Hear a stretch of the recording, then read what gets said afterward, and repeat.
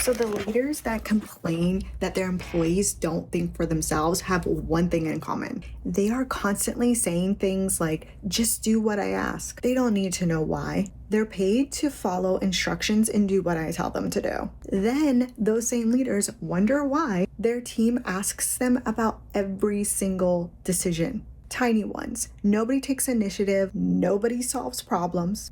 Nobody steps up unless they're told exactly what to do.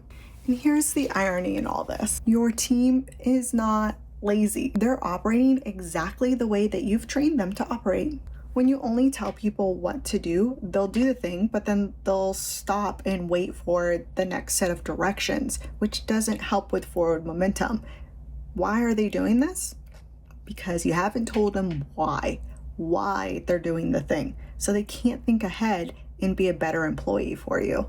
When you give people why, they start seeing problems before you do. They start helping out other team members. They make really good decisions when you're not in the room because they understand what the outcome is that you want. And so they can think strategically to help you get there. This is how you build ownership, not dependency. And one last thing, if you can't explain why you want someone to do something the way you want them to do it, that is a major red flag because it usually means you're following someone else's process and not your own, which means you're not actually in control and you're not actually the boss. True leaders don't just give directions like tyrants. They give understanding and cast vision.